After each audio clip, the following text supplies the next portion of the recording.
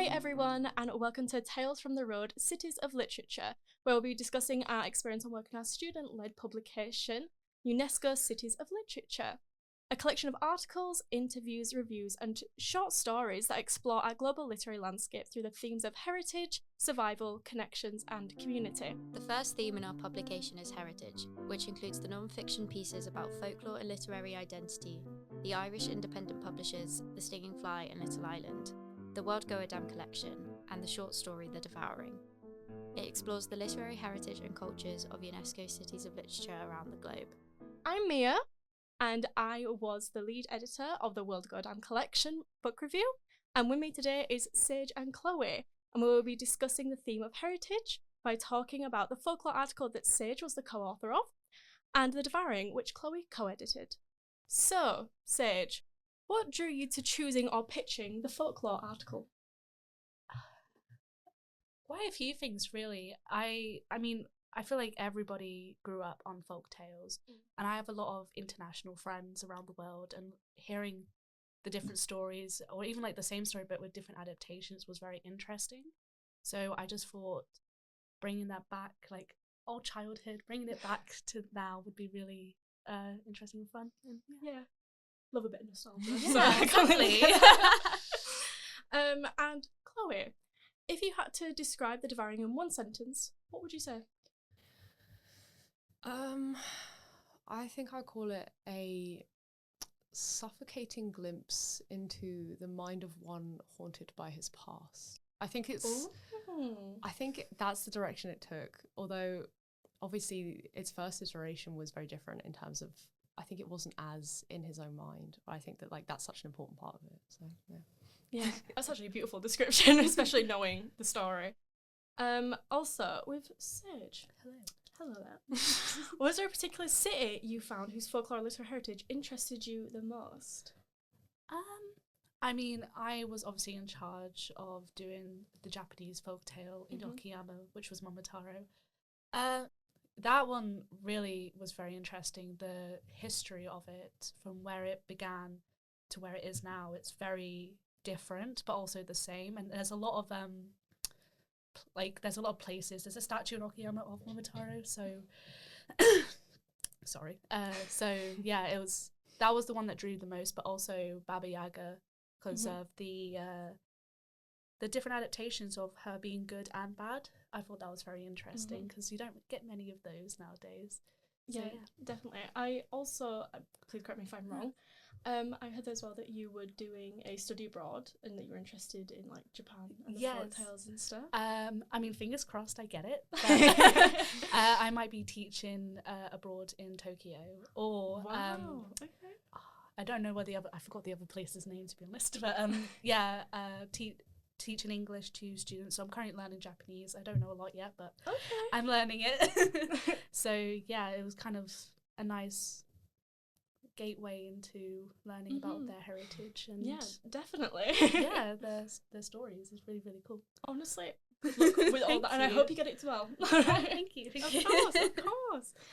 Now, Chloe, what drew you to Ira's story?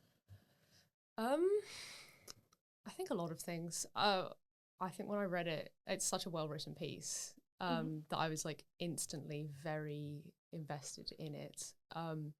But I think the themes are something that really resonates, and the way in which Ira expresses them are fantastic. To me, The Devouring is a piece that is so underscored by a sense of the liminal, by this sort of in-between state, because you're never quite certain, is he talking to someone? You've got lots of kind of addresses to the friend, but then you have a sense that actually this is him having a sort of internal dialogue. But then you've got these, as well as that, you've got these temporal shifts between the past and the present, and him standing in this house, this abandoned house now, versus the kind of liveliness of his previous existence here with his childhood, and then that sense of history and things like that are really interesting to me. But then also I think the question of madness, what actually is happening? Is this actually taking place, or to what extent are the things that are being said like actually occurring. I think that sort of unreliability I find really compelling. I love works that are very like cerebral like that make you kind of question whether or not you can trust what you're reading. I think that's fascinating. And yes, it's an amazing piece. I love it. So is it the narratives that are quite psychologically? Yeah, always. I love just like getting inside people's heads. Just anything like that, any kind of deep dive into you know the human psyche and the kind of the inner recesses. They're just it always intrigues me and just compels me. No, I completely understand that. I'm exactly the same. Especially when I was reading the story, it drew me in a lot with that side of it. Yeah, it really is. Now, with you, Sage. So, many modern writers weave folklore into their work in innovative ways. Yes. Did you come across any contemporary authors or literary movements that are doing this particularly well? So, not really folklores, but it's a collection called The Myths, which are written all by female authors, and they focus on particular myths. Like there's Margaret Atwood, and I think her name's Jeanette Watson. I hope that's correct. They focus on like Hades, the Odyssey, like a lot of different modern adaptations of stories that are just kind of not forgotten, but just not really as well known now. So I feel like, and also I think most of them are like bringing the enemy and making it sort of like an anti-hero, which I think is really cool. Ooh, so I definitely really cool would say check it out. My favourite one is the Ali Smith one. Oh, okay. I think I've heard of that for some reason. It's very popular. I think it's one of the most popular ones that is around, especially in Wales. Ali Smith is a huge icon there. So I learned all about her, and yeah, her story was really, really good. And it involved queerness as well, which was really cool. Very good topic. So is it like they're bringing the background to the foreground? They're trying to bring it forward a little Exactly. And it's just really cool them all being female authors. Mm-hmm. I mean, I believe they're all female authors. The ones I've read have all been female authors. Yeah. And I mean, they're all such big names as well. Like everybody knows who Margaret Atwood is. I mean, if you like The Handmaid's Tale, come on, it's huge. So it's just really cool to see all these authors kind of collab together and talk about old stories and bring them to be brand new, basically, all over again. I love that. Yeah. I'm definitely going to be reading, by the way. Yes, you should. Yeah, exactly. Also, with The Devouring, what was the editing process like? Well, I was one of two who chose to continue working on it outside of the structural editing seminar where we had to do all three of these pieces. But before that, I think, and I'm sure probably a lot of people will agree with me, in terms of confidence, there was absolutely none. You know, it's one thing to be like, oh, a comma's missing or whatever, but it's another thing entirely to structural edit something. Because how can you explain why something doesn't work? I'd never really thought about editing in that way before. And so I found myself really out of my depth. In fact, I went on to the OneDrive where we had all uploaded our structural edits because we had to. And I remember going through everyone's and just being so conscious of what they had picked up on and thinking, have they picked up on the same thing as me? You know, have other people done this? It can't just be me, because then, you know, obviously then I would have horrendously messed it up if so. But I mean, that's not how it works. Editing is very subjective. So structural editing wise, it was terrifying at first. But I think, you know, when I then kind of worked on it with my student colleague Jess, it ended up being such a rewarding experience, because we could actually have these conversations about where we wanted the piece to go, and what we wanted it to become. I mean, it was already fantastic. This is not us to say that we were changing this entire piece. That's not what happened. It was more making sure that what Ira was writing was shown in the best way possible, in the most effective way possible. And actually, I mean, now that that's over, the idea of structural editing is something that I have taken forward into my essays, where now whenever I write an essay, I remember, was it M. Mercer who ran our structural editing? I think it was them. So, yeah. I follow their advice now, where I literally go and I take all of my essay paragraphs and I just try and sum it up in one sentence. And you'd be amazed at how well it works in terms of it gives you such a clear overview of what's happening in your essay and whether things are actually working. And if you can't sum up your paragraph in one sentence, chances are things have got a little muddy. So it's had a massive impact. And I think, yeah, it's a very rewarding experience. And it's something that I will definitely always kind of use as a standard and a way to kind of seek advice. So I'm probably going to be nicking that. It's literally, it's changed my life. It's actually changed my life doing the paragraph thing like that. It's perfect. Yeah. I was going to say, because I normally like structure it how we did it in the class, but I always forget about that one thing. Yeah. So I'm definitely going to be doing that now. Would recommend, yeah. Thank you. Definitely enlightened me on that side of it, so thank you. Also, how would you say your article relates to the theme of heritage, Sage? I mean, there's so much to say about that, to be fair. I'm going to mainly speak about Momotaro because that was the one I wrote. Mm-hmm. But, I mean, looking through the heritage of Momotaro, it started out as just like an oral tale, like no writing, no nothing. And then it became this children's story. And then through time, they were using Momotaro for the wars and stuff like that to like encourage, it's really bad, but to encourage children to sort of like, yeah, you know, I don't really want to say it probably, but you know what I mean. But yeah, just it's more just a story that gets passed down from generation to generation through children, telling it to their children, and then yeah, it's just beautiful seeing how far it's come, honestly. And I mean, you can see the heritage through like there's like the statue of Momotaro in Okayama. There's streets named after it. There's a temple as well, like yeah, that's incredible. Because the story was originally, from what we know, it was based off this prince. So yeah, there's a whole expedition about it. It's really cool, and yeah, you can just see all the heritage in that city, and it's just beautiful to see.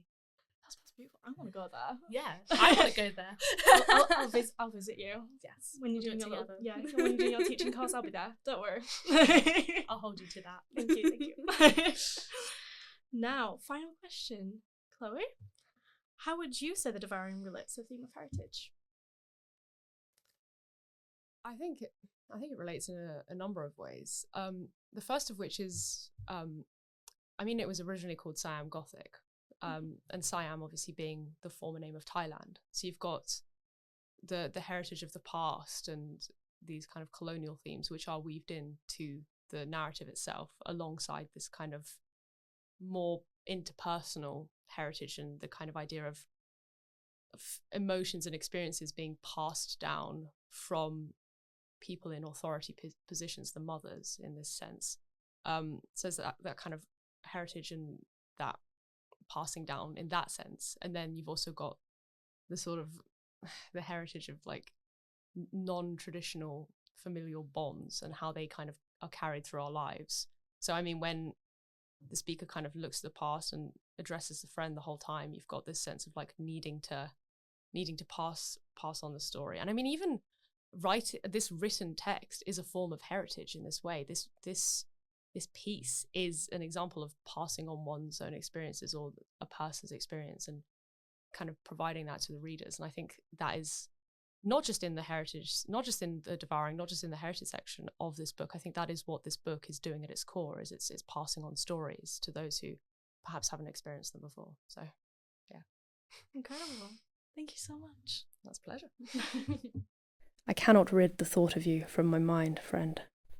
The other day, I flipped through the discarded books in the house and found one that had not escaped your scrawl.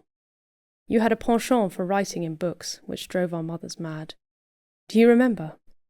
You were punished, of course, but it did not stop you from leaving a part of you in those books. Like the one I encountered, tattered, the spine hanging onto brittle pages. It was there I discovered the elegant scrawl of your name, letters like the gentle slope of hills.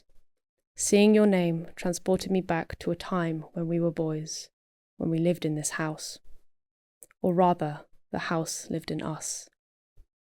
I suppose we can never rid ourselves of this house. It has constructed itself in the centre of our minds, this Victorian structure in the jungle, a reminder of when the missionaries long ago wanted to educate the primitive people in the ways of God.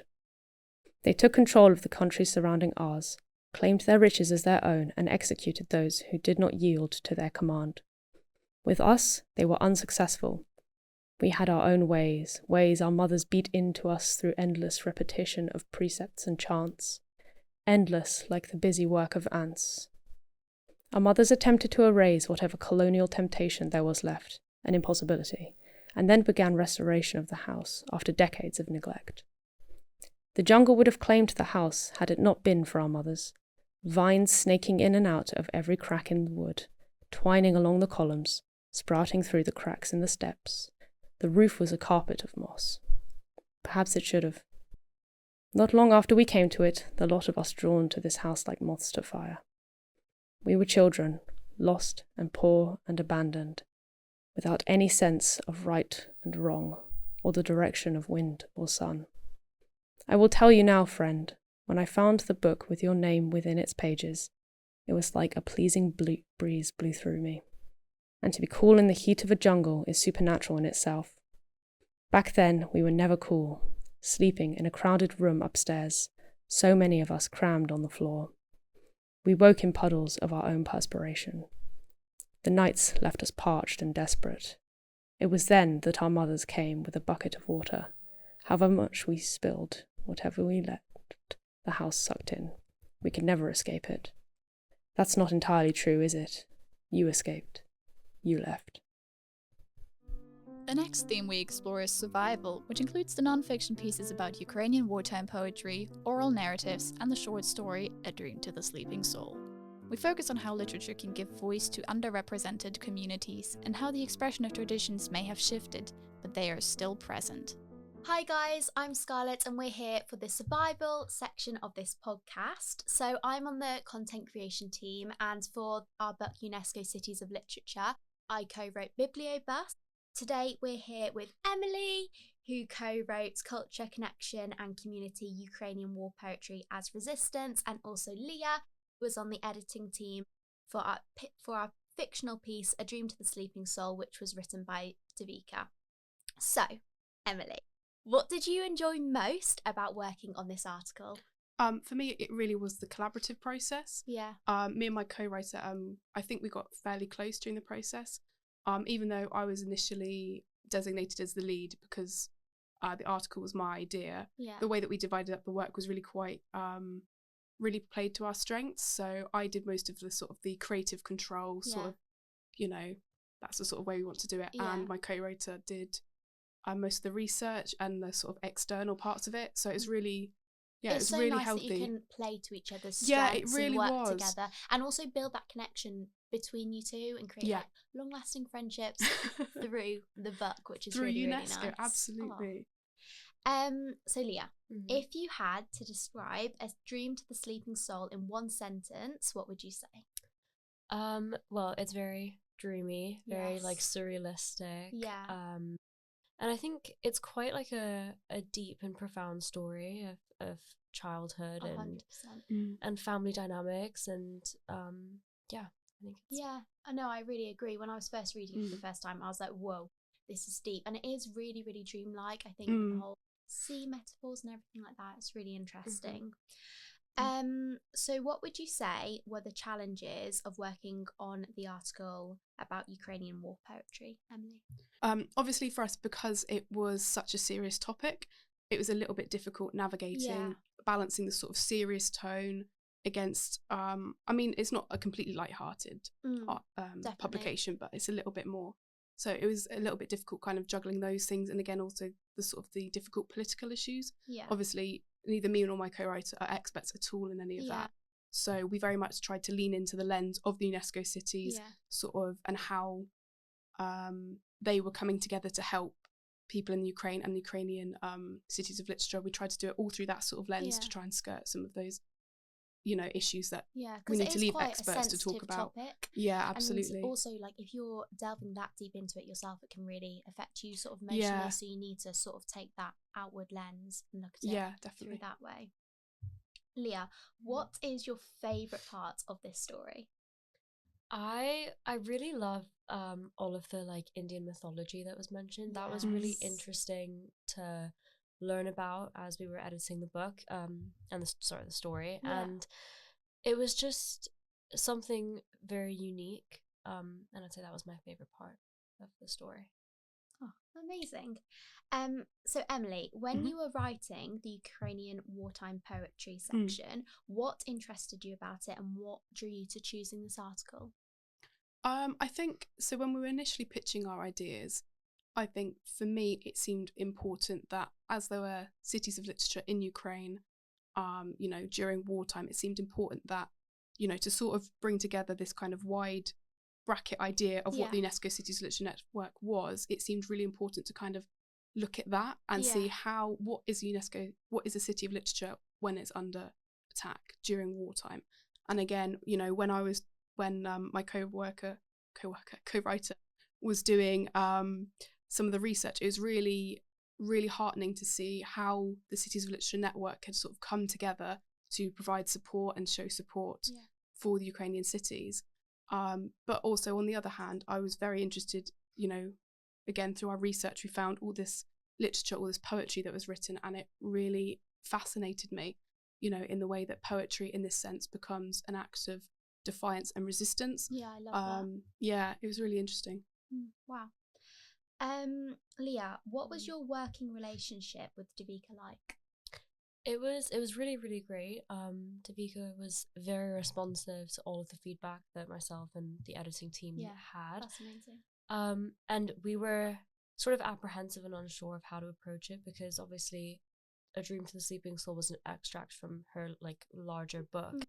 And we wanted to make sure that it was sort of good as a standalone piece in our publication. So there were things that we wanted to change that would have worked in the larger piece but weren't going to work as an extract. And we weren't sure how she was going to respond to that, but she was very, very receptive to all of our feedback. That's really, really good that she was receptive and really like sort of communicative with you and stuff like that. No, definitely. Emily, how would you say your article relates to the theme of survival, which is what we're doing today in this podcast? Obviously, survival is a really central theme to our article because it is written, you know, about primarily cities of literature who are living in wartime, even still currently. And what was really quite impactful for us was that during our research, we came across the fact that it's not, you know, obviously it's all Ukrainian culture, but there really is sort of like this focus on eradicating language and writing and art. So it seemed like it was really, really important to sort of, again, spin a focus instead and look at sort of the art that has been written. Did it sort of feel like you were bringing a voice to like these people and these communities in a way? In a very small way, obviously, but a little bit. Wow, that's nice. So Leah, how would you say A Dream to the Sleeping Soul relates to the theme of survival? I think compared to the Ukrainian wartime poetry, it's very different. Like it's obviously a lot more abstract, and I think it's harder to make the link. But on a sort of small scale personal level, I think it's the idea of like the survival of this main character, the girl, and sort of her family dynamic and how she navigates her life and the concepts of like childhood and faith and family. Yeah, because the whole piece is really centered around sort of like family relationships and how like each person in the family interacts with each other and how different cultures are sort of like raised in a way. Yeah, I love that there's so many different perspectives within our publication. You know, we have something 100%. Very large scale like the Ukrainian war, and then we have something small scale and personal, but both linked to the idea of survival. And they fit really, really well. Yeah. I 100% agree with that. Wow. And everyone, that is the survival section of the podcast. I hope you all enjoyed. And thank you to Emily and Leah for coming on for this. And thank you, Scarlett. Thank you very much. Thank you. You tread across your father's back in gentle steps. You assume he belongs to you, but he does not belong to you, nor you to him. You do not know this yet because you are a child. You only know this back, this landscape upon which you tread, on a bed beside a window, every day, once a day, when the sun is at its peak in this hot country. You remember a window, one without glass, where the wire netting keeps out the mosquitoes, but not the heat. A concrete playground separates two blocks of flats. Windows sit on top of each other, tilting under the great weight of the tropics. The world, it seemed to you then, had been emptied of life, and the only ones were you, just you. And him, now and forever, father and daughter. You listen to his intake of breath and its release, a wave gently retreating from a sandy shore. Though you have never seen the sea, it exists, a myth in your mind, in picture books, and inside the TV. It laps silently, some miles from this room, a deep mystery to you, the South China Sea. You do not know of the rainforest beyond, of the ancient creatures that climb its dark canopies, or of the birds that carry 691 songs. You only know of this back upon which you walk in the silence of the afternoon heat and the sorrowful beat of your innocent heart. These are the words you whisper over and over. The sea is far below me, and I am not going to fall. You will not allow yourself to fall. Our third theme is connections, which includes the non-fiction pieces about residency programs, indie publisher Mia Ni, the importance of translation, and the short story All Necklaces Shielding the Goddess. We explore how literature can connect people, communities, and cultures across borders. Hi, my name's Cam and I'm part of the content creation team. I'm also part of this year's cohort who published our UNESCO Cities of Literature piece. I also co-wrote the Bibliobus article, and today I'm joined with Nirali, who was a co-writer on the Importance of Translation piece. And I'm also joined with Amy, who co-edited All Necklaces Shielding the Goddess, which was written by Natalia and translated by Hannah. Guys, let's jump straight into it. Nirali, why would you say translation is so important? I think as humans, we have always wanted communication and connection with each other. And as humans, there is an inherent need for empathy. And I think that translation is one of the only ways that can be done across borders and across nations. Therefore, I think translation plays a really important part in not just making connections with other humans, but the cultures that they have built in their own communities. Just imagine that any of your favorite books or movies were just never translated. I mean, that would be so boring. Yeah. So I think that is the reason that it's really important. No, I totally agree. Like, I couldn't imagine if any of my favorite books or films or anything weren't in the language that I wanted. So I agree. I think it's so important, and you're right, like bringing communities together and really having that sort of sense of connection. It's really important. Yeah. Thank you for your answer. So Amy, if you had to describe All Necklaces Shielding the Goddess, which is our lovely fictional story in this section of the publication, if you had to describe All Necklaces in one sentence, what would you say?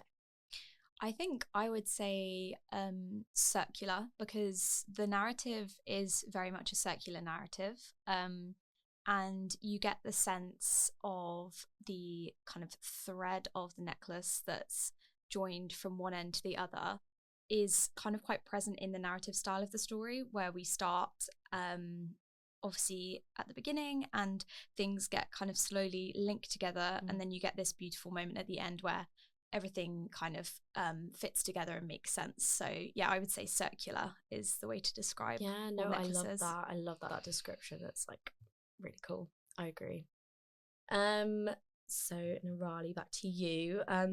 Did you learn anything new when you were researching or writing the article about translation? Yes, so I had basic knowledge about how translation, the process takes place, and what are the things that are technically involved in doing the process. But I was not really aware about what initiatives are being taken globally to foster that. And since our publication is based on UNESCO Cities of Literature, I found out what role UNESCO as an organization plays in fostering translation and connections across the world. So that was something that was really insightful and good to know. That's really cool. Yeah, I mean, I didn't really know much about translation at all before. Yeah, neither did I. Yeah, nothing. So I think it's like really, again, shows really how important translation is overall in this section. So back to you, Amy. The story of All Necklaces was originally written in Ukrainian and translated into English. So we worked together with both the writer and the translator, and I was just wondering, what would you say that sort of relationship was like, working like back and forth between the two? I would definitely say it was different to editing a piece that has only had an author, because you kind of have to remind yourself that by the time it gets to you and editing it, two people have already poured so much effort into the story, and it's a creation by two people at that point as well, because obviously Natalia wrote originally in the Ukrainian, and then Hannah was the one that translated it.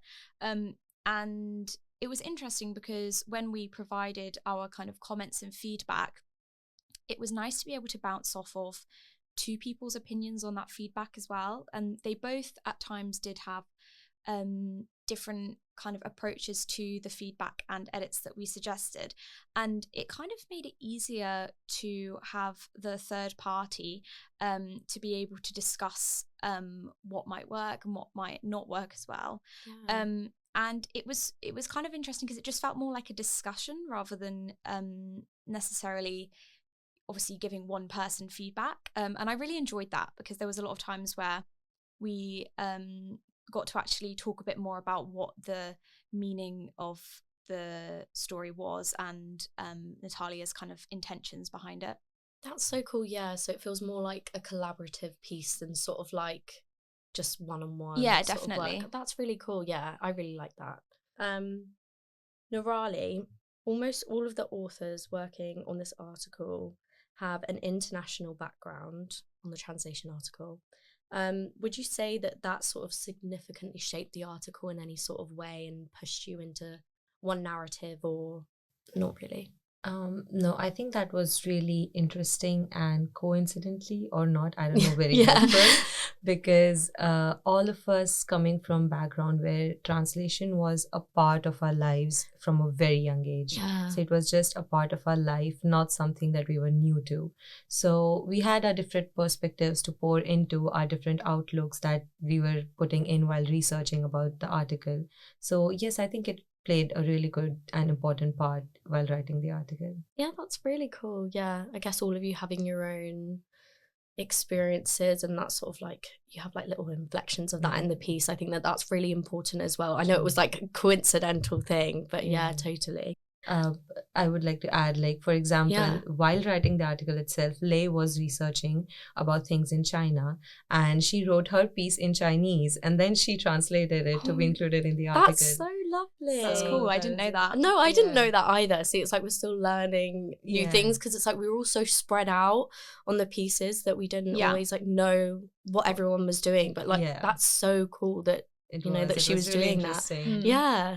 Did she ever show you like the original piece that she'd written in Chinese? No, we did not get to see that. But then when we read, like me and Arya were discussing it, we read a particular part, I think a few lines in English, and then both of us were like, oh my god, she would be so intelligent in Chinese. Because this is just a translated version and this is her original piece. Yeah. So that would just be brilliant in Chinese. No.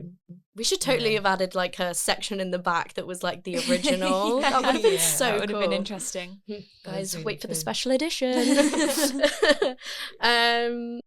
Amy, in all Necklaces, would you say that there was a particular moment in the story that sort of really resonated with you? The story is it's kind of very focused upon like generations and the relationship between generations, and the characters and the time span of the story are across several different periods of time. And I really thought the relationship between the kind of grandparent was just quite relatable to me. I'm quite close with my own grandmother, so I found that bit quite emotional even towards the end, when they sort of get to have that moment together again. And I just thought it was kind of like a really beautiful exploration of those sorts of relationships that are kind of spanning time frames. No, I totally agree. I think it's really nice how you sort of have like the separate narratives and then they come together at the end and it all really fits. And they're kind of woven together, and the different perspectives are, you can see the similarities and the differences in between them, which made it even more kind of authentic to think of the fact that these people are all related to one another. So I think the way that Natalia's gone about doing that is obviously she's really thought that through, and that's really clear in her writing. Did she ever mention that sort of came from like personal experience? I haven't actually spoken to her about that. I know that at the online launch that we hosted yesterday, she spoke a bit about obviously being inspired by her surroundings of living in Ukraine and the traditions of the jewellery being passed through generations. But no, it would be interesting to know whether that has come from personal experience or not. Yeah, totally. Thank you for your answer. Nirali, final question for you. How would you say that the translation article sort of relates to the theme of connection that we have going on in this chapter? Like I mentioned in my first answer, the reason that translation is important is the same reason why it fits into the theme of connections, because we as humans inherently crave or need connections. So connections cannot be just in the present time. Like someone would have written a poetry in Persian like ages ago and someone would be relating to it right now. So that is something that's really important. Also, there are just not that aspects, there are cultural aspects, there are political aspects. So while researching about the article, I got to know how translation has played so importantly in international relations. So to quote Helen, she has said that if translation is not really there, we sort of create an echo chamber around us, and that leads to us believing in our own ideas only and inhibiting our own growth. So that is the reason I think that translation and connections is really needed throughout the world internationally. No, thank you so much for your answer. I think I really like how you also spoke about time and connection, because I guess I'd only really thought about it in terms of how we connect, internationally and how that sort of works. But I really like how you spoke about time and how, like, you can have one piece that was written hundreds of years ago, and then obviously that's a translated work that we might not have had until recently and only recently getting translated, and then like we could feel that now, and yeah, I really like that. Thank you so much. I think the growth thing is great as well, because it's literally like a message or an idea is being spread quite literally. So no, I 100% agree. I think very important. And then Amy, your final question. How would you say that All Necklaces relates to the theme of connection as well? So obviously, as I said before, there's the connection between the generations of women within the story.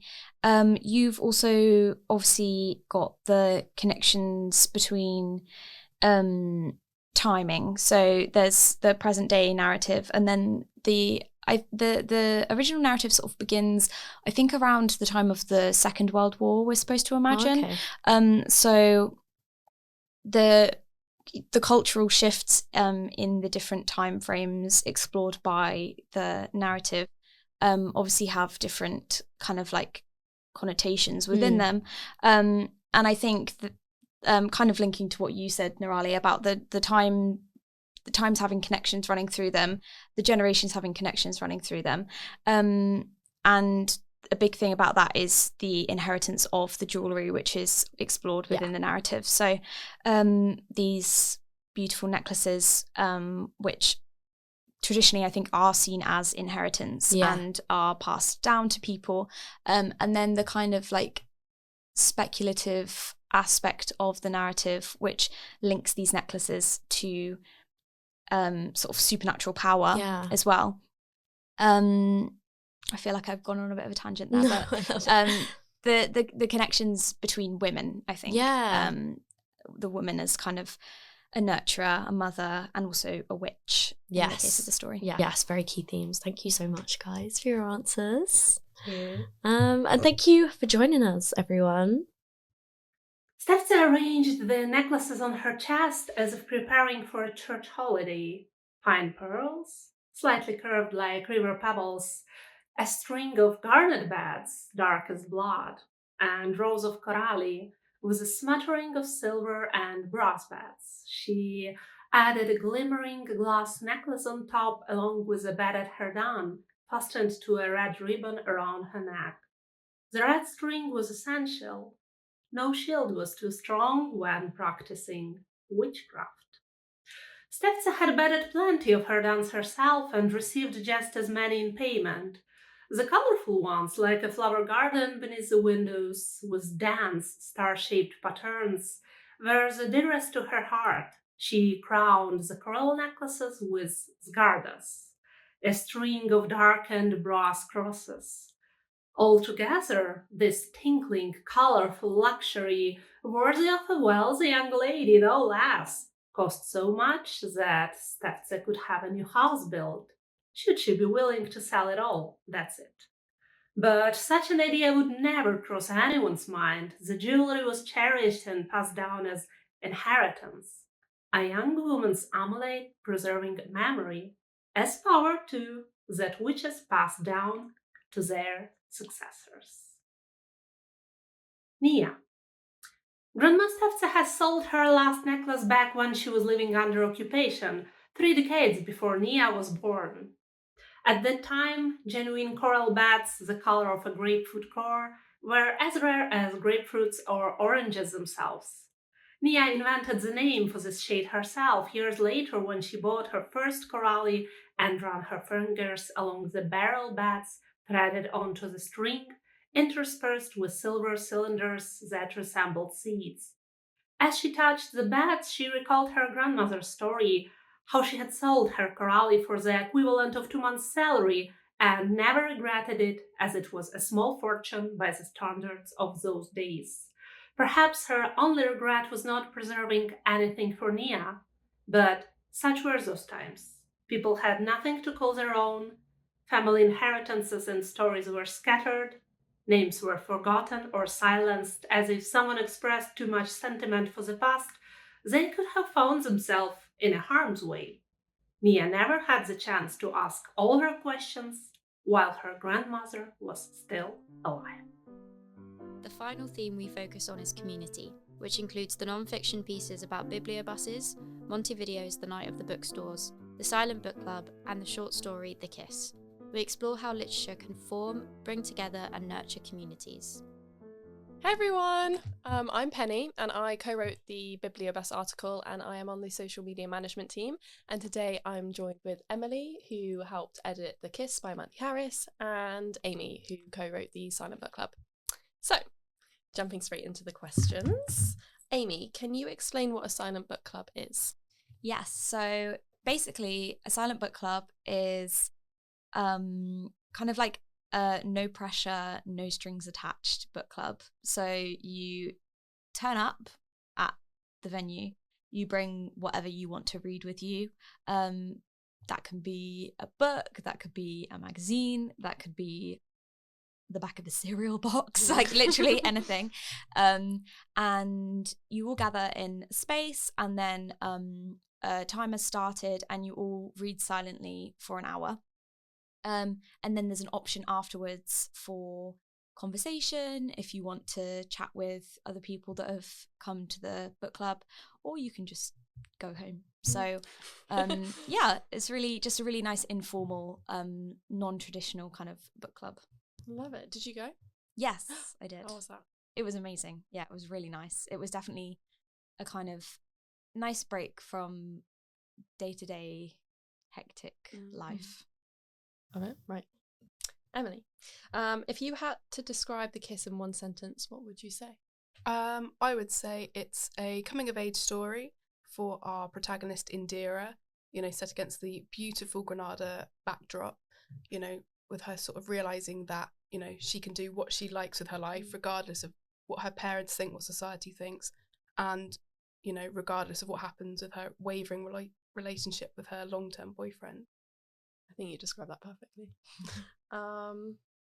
Back to Amy. What drew you to pitching a review for the Silent Book Club?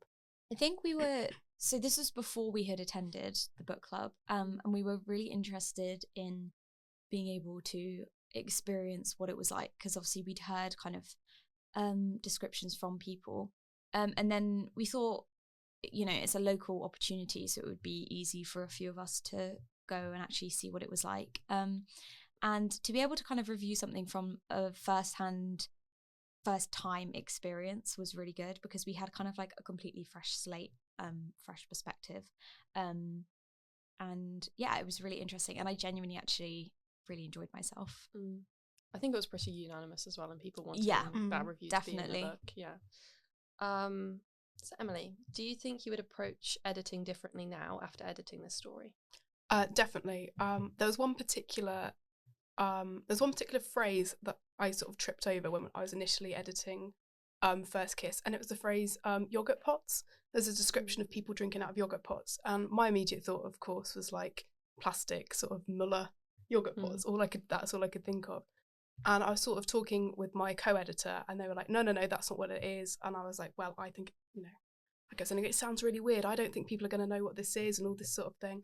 Anyway, it sort of turned out there's this sort of cultural misunderstanding, or like sort of lack of knowledge on my side, what was really being referred to these sort of ceramic yogurt pots, and there's a common practice in a lot of countries of making yogurt in these pots, and that was sort of that. And I sort of realised from then on that I obviously have a very strong cultural bias, stronger than I thought I did, and that I need to be careful and sort of think about that when I was approaching things, that just because I don't know what a phrase means doesn't mean that other people don't. And again, like, if you're unsure of a phrase, even if you think you know what it means, Google it.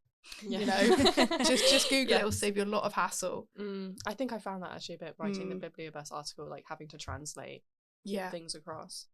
So, Google is best friend. Definitely. So Amy, how did you go about actually writing the review itself? So a couple of us from the group of people that wrote the article had attended the book club, and then a couple were hearing about the perspectives from us and the people that had gone. So we kind of decided to split it into sections involving a bit more of a deep dive research into how the book club actually kind of came about and originated, and then a bit about sort of the experience of what it was like being there, and then some reflection. And it kind of happened quite naturally that we all had a preferred section that we wanted to kind of talk about and write about, and then afterwards we just made sure that those kind of sections all flowed together nicely, did some edits all together as a group, and we had the finished article. But it was actually fairly easy to write collaboratively, which was really nice. Yeah, I think I had a similar experience. I think writing it all together, it just flows so nicely, and you have all the different perspectives. That's good. So what do you think is the significance of the kiss in the story itself?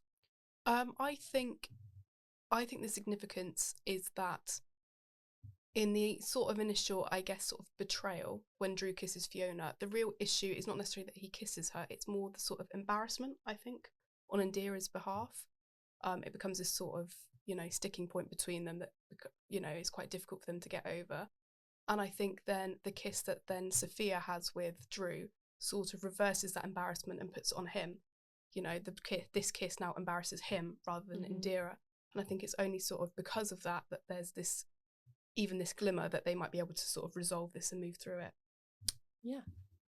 Thank you for your answer. So Amy, how would you say the review relates to the theme of community? Definitely when we arrived to experience the book club, there was already a sense of community there. I was like really pleasantly surprised by the amount of people that were there. I don't know what I expected. Like, as I said before, I had no kind of like preconceived idea of what it was going to be like, because I just had never experienced something like that before. But there was so many people there, such a variation of like ages, and kind of, it was just really nice to speak to people who, some were from the local area, some had travelled to be there. There was even one lady, I think, who was just staying in the area for work and had just decided to come along to the book club while she was there for a couple of nights. So it was really nice that the book club had brought together all of these people who had never necessarily kind of met one another before, and yet everyone was still able to engage in conversation and have this kind of common aim, which was just to be able to relax and enjoy some reading. I think that's why we were so enthusiastic to put it as the final article in the book, because it like brings it all back to Exeter, and it's such a heartwarming article about community. So and then finally, Emily, how would you say the story The Kiss relates to the theme of community as well? I think The Kiss relates to the theme of community because there's sort of this sense that Drew and Indira have created a community together. Between themselves, there's this sense it's written in the story that they feel very, very outside sort of community, largely because of their sort of mixed cultural backgrounds, and because of that they both sort of find community in each other. But of course this community is then sort of wavers after that sort of initial betrayal when Indira finds out about the kiss, and I think then Indira sort of is then kind of searching for community, which is why she goes into that room and talks to those people, and why I think she then connects with Sophia, which I think is really interesting. And there's this sort of sense, I think, at the end of the story that Indira is sort of able to maybe branch out a bit and find community with other people, and not necessarily just with Drew, but that maybe, you know, they can work together and sort of expand their worlds a little bit more. Yeah. Thank you. And if anybody would like to know more about The Kiss, on the publishing Instagram account, Amantha Harris has kindly done a reading for us. Seen from the narrow cobble street, the Alhambra Palace seemed fantastical, yet grew real as they approached, and it loomed rosy and vast above them. They passed through the great gates. Even the tourist groups were hushed as they walked around the ramparts and fortress. Indira and Drew joined the queue to see the palaces and waited for their allotted time. They were let in by guards and passed into marble courtyards with pools of green, glassy water. Fountains rippled, water trickled past in stone ducts. From the windows of the throne room were views out to distant mountains, a cloudless blue. A stillness spread over the city, over figures below, strolling along the ramparts. The Moorish kings had built their paradise of the simplest of materials, earth, wood, stone, plaster. Modest, tasteful, refined. With the finest craftsmanship, they had built beauty around themselves. As Moorish kingdoms fell elsewhere, here was a last proud home, facing down defeat. Yet Boabdil, the last Moorish king of Granada, was weakened by feuds with his brother and father. Family could undermine even the firmest resolve to live a beautiful life. Okay, so we've come to the end of our podcast, which means we'd like to thank specifically Kate and DM for all of their help throughout this course. And also a huge thank you to our fictional authors, Amantha, Ira, Devika, Natalia, and her translator, Hannah. We'd also like to thank our podcast guests for coming on today, and any individuals who helped us throughout the publication. We'd also like to thank Davina Quinlivan for her help through this book as well. She wrote the afterword for us, and she also commissioned the fictional pieces. And then massive thank you to the Digital Humanities Lab for giving us the space to record. So if you want to find more out about us, we are UOE Publishing on Instagram, and it's just the MA Publishing Exeter account on LinkedIn. If you would like to find our book, it's on the MA Publishing website, or you can find the link through our Instagram bio. So thank you for tuning in to Tales from the Road.